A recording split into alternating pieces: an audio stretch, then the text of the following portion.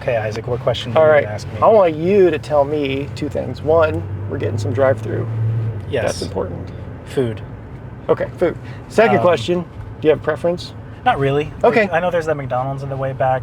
Like, We'll do that. We can totally do that. All right. I'm totally fine with that. Okay. I could smash it. I was really stressed about that question.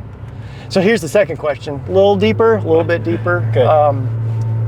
What did you think, like your expectations coming in blind to today? Well, not blind, we talked, but blind-ish to reality post-eval. What you got? Okay, so post-eval. Here's the thing. I was really impressed with your team. Like, that's super exciting to see. Everybody knew what they were supposed to be doing. Everybody had a clear job. I felt kind of awkward just kind of staying out of the way, running the camera. One, because it's my job and to do this and to record. It was all this. awkward. I'm just kidding. It was okay. But I didn't need to step in. Like, so I've got tour experience. I know exactly what that's like to load into a place, set everything up, have it ready to go. But we arrived like a little bit before 8:30. Yeah, here. And everything was basically ready to go by 9:30 in under an hour, which is crazy. With time to spare before service started, which decreases anxiety for everybody involved. It made it really easy for me as a guest worship leader even to kind of just like step in and Breathing be able to space. kind of like do my thing, which is awesome. And like get to, if I wasn't like recording YouTube, I would have spent more time like just reading the word a little bit more, kind of get, I fumbled a few things words wise, and that's okay. Like that's not the biggest deal in the world at all. It was less anxiety than I was expecting from a mobile setup church plant. Yeah, well, good. We, it was just you up there today, but that freed us up to onboard 2 people. One was my daughter with just learning how to connect cable slide for the confidence monitor to the laptop to the projector, that. Yeah. I haven't been able to put my hands on it, really, because I'm always doing actual worship team things, like team more immediate. So we're trying to be able to pass off that task. But the other was a sound guy. Yeah. I don't know if you saw him or not. Yeah, what was his name? Kyle. Kyle. I thought it was Kyle. Yeah, and I did know his name was Kyle. I just didn't. I didn't trust myself to actually call him Kyle. I understand. But he's been talking about it, kind of helped. He was scared to death about 3 months ago when I said, "Hey, you interested?" Where I stop, I can stop, actually look. Are you interested? Are you techie? Do you enjoy these kinds of things? And he's like, "Well, yeah." I think he's like a maintenance tech for 3D printers, or like commercial level. Oh, okay, yeah, 3D printers, if I have that correct. Anyway, he's familiar with things, but afraid, kind of hand in hand. Yeah.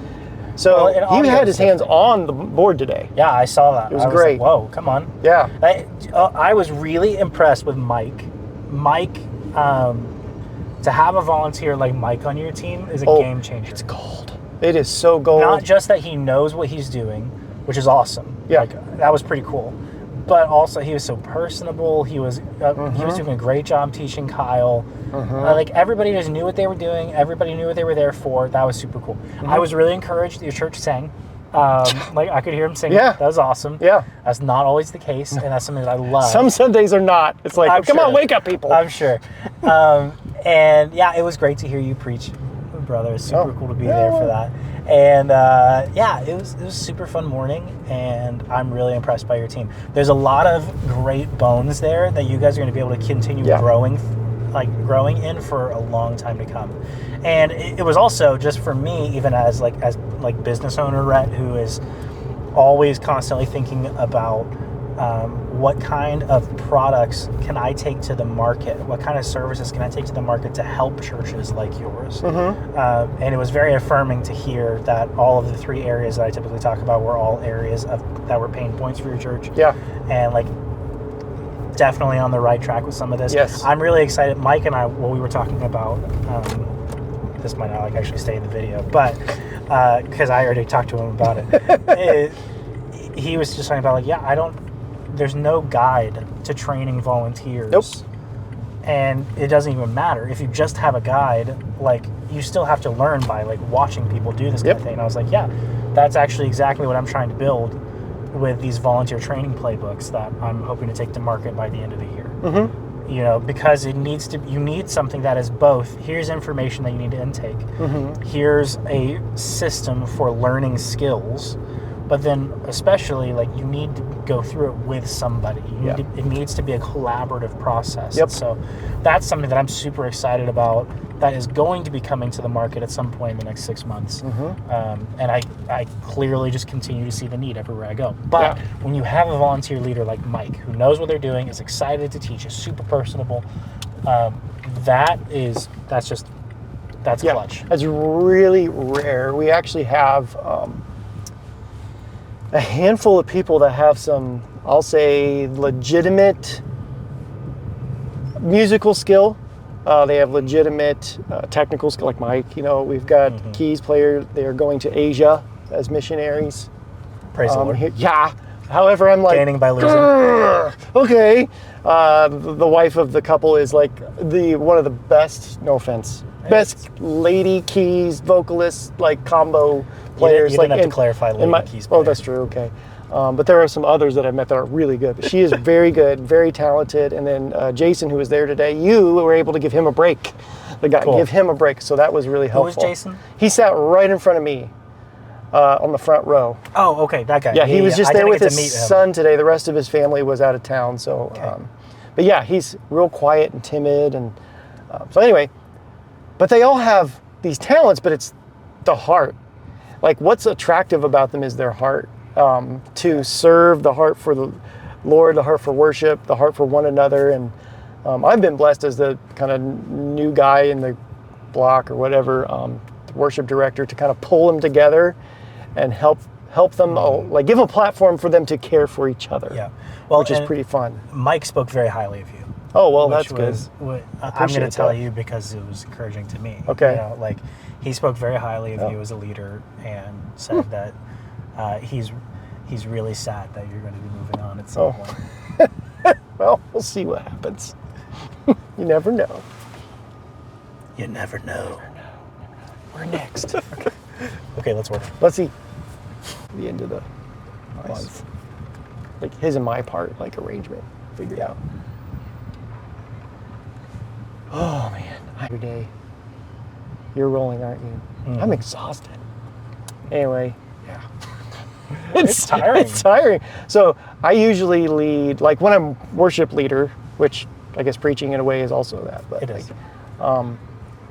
When a worship leader, if we have enough team members, everyone's schedule aligns. We have 10 on the team, if that helps anyone. Like who can be on stage? The list is 10 people, including myself. Out of a church of 100. It's pretty awesome. That is baller. I love it. And most of the people, I would say 6 of the 10 are multi-instrumented or multi-purpose. Like Mike, we met Mike today. He's drummer. Right. Sound man. He also could, I've never had him on acoustic, but I wouldn't be shy to. You know what I'm saying? Sure. So me, I'm stretching into keys. We're a few months out at my learning rate, but like that. Then we got Jason, who we didn't meet Jason today. He was there. He got to take a break, which is the guy who has so much going on, good things in his life, but just a lot of work. He can sing in the basement, like and then hit nice. Like your range. I'm like, and it's glass. I'm like, he's one of the best male vocalists I've met. That's not professional. Come on. I'm like, yeah, and he plays guitar also. So it's like, then there's Kid Luke. He was also off today, he was there. He's 15, and man, he plays drums, electric, bass, cajon, sets up, enthusiastic, loves pedals, loves the stuff. He's awesome. Yeah. You said, yes, I do. You said you had it. I do. I can get it. I got it. Yeah, chicken sandwich too? Okay. My scary license. Thanks for lunch. Yeah, of course, dude. Throw this back here. Actually have like room for our drinks and stuff. Thank you, sir. Gracias. Yeah.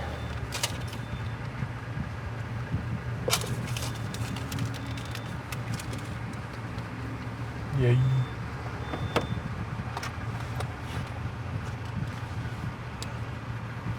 whoops, still going. You're still going. I got something else I can say. Do it. I am. You good? Yeah, of course.